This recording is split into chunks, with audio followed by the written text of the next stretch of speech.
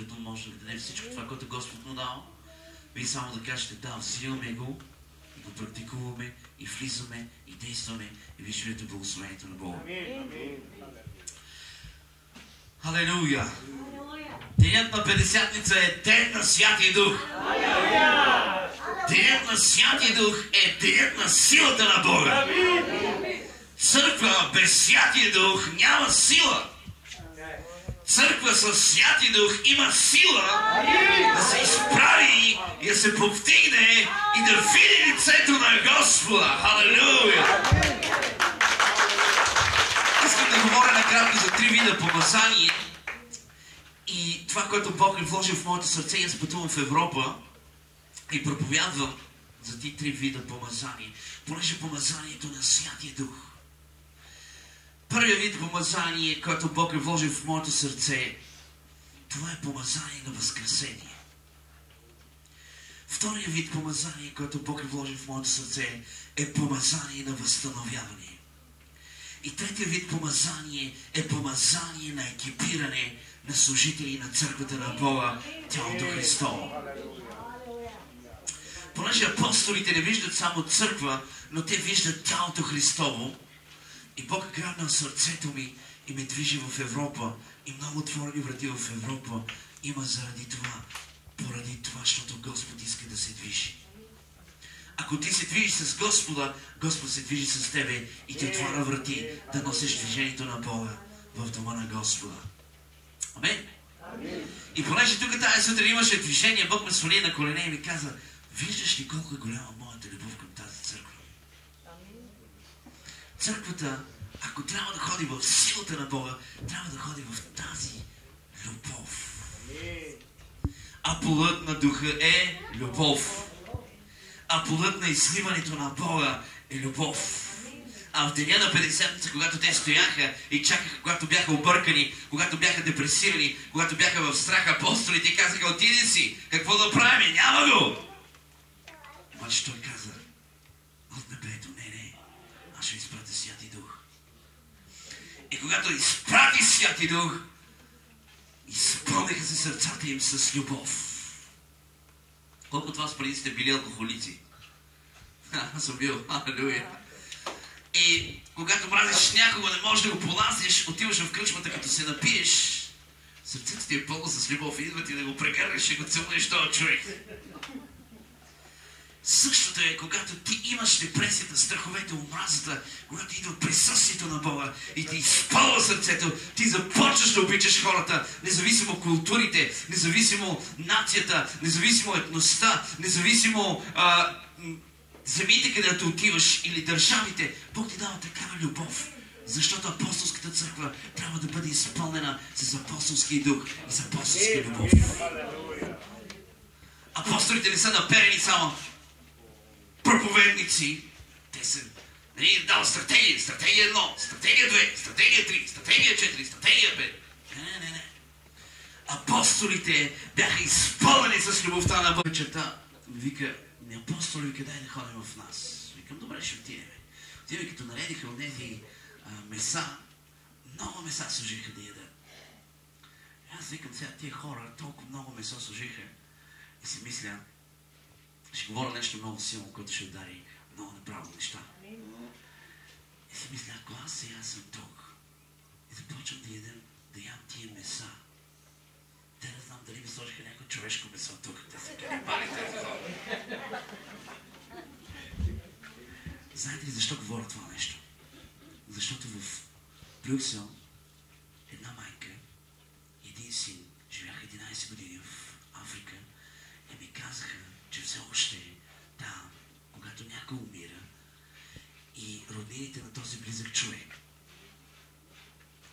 отиват, разкопават гроба, изкарват го, нарязат месото, печат го, ядат го, за да може душата да се всели вътре в самия човек.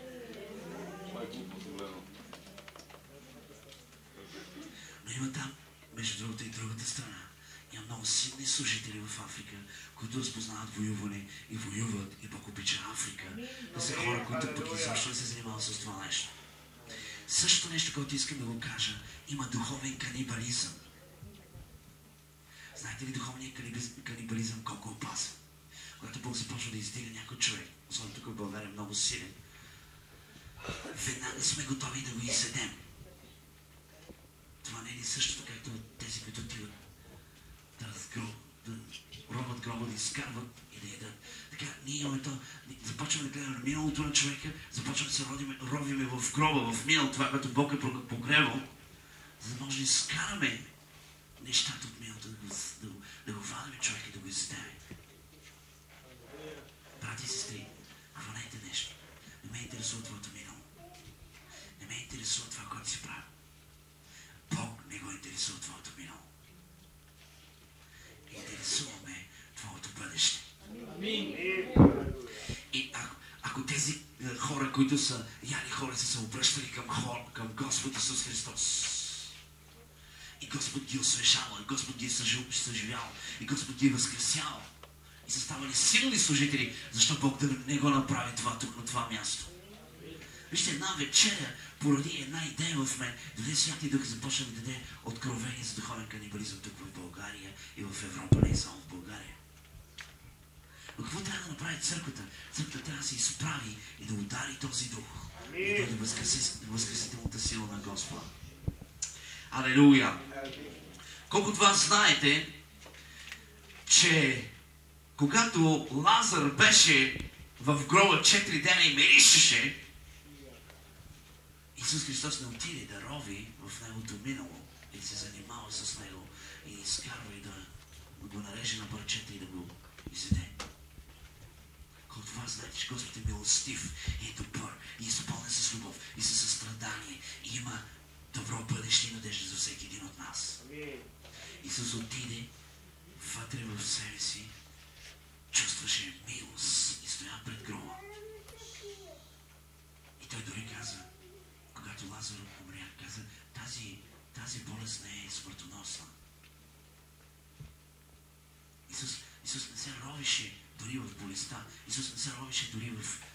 Естествено ми дава да говоря руски, халелуя! Напоследък говоря в кардарашки църкви, аз никой не съм говорил кардарашки. Свърх естествено Бог ме дава да говоря кардарашки. Първата покана, която има в Барселона, трябваше да проповядам на цигански, аз никога не съм проповядал на цигански. И голямо предизвикателство. И отидохме в хотела и паднах на колена и викам, Святи Дух, ще моля те, помогни ми. И изведнъж Святи Дух слезе да започна да ми говоря на цигански. Това на кардарашки. Хей, Святи Дух знае цигански, знае български, знае английски, знае френски.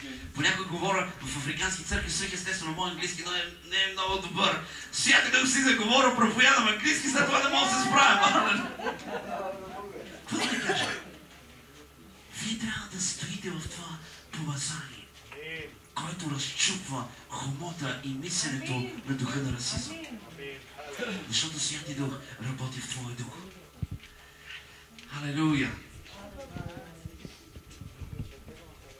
Братя и сестри,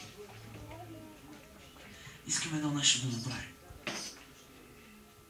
Искаме да се покайваме, защото когато този блуден син беше отдалечен от баща си, не се казва в Библията, че беше жив. Говори се, че беше мъртъв. Говори се, че беше мъртъв и че след това оживя и възкръсна. Когато ние сме отдалечени от Него и от Неговото присъствие, ние сме мъртви без Него. Пристигаме 4 човека без нищо, започват да дават. Първата вече дори нямах 1 евро да давам. Бог иска да възкреси и финансовата сфера. Забравете го това нещо. Вземете го, това е под помазанието на духа. Без пари, помазанието без пари. Ти трябва да направиш твоята част, за да дойде финанси в Бога. Защото Бог ми го дал без пари и казва, даром сте приели, даром давайте на хората. И когато пристигнаха там, дойде един брат и каза, ето ти 1 евро да пускаш себе. Втори ден Бог му благослови 100 евро, веднага 50%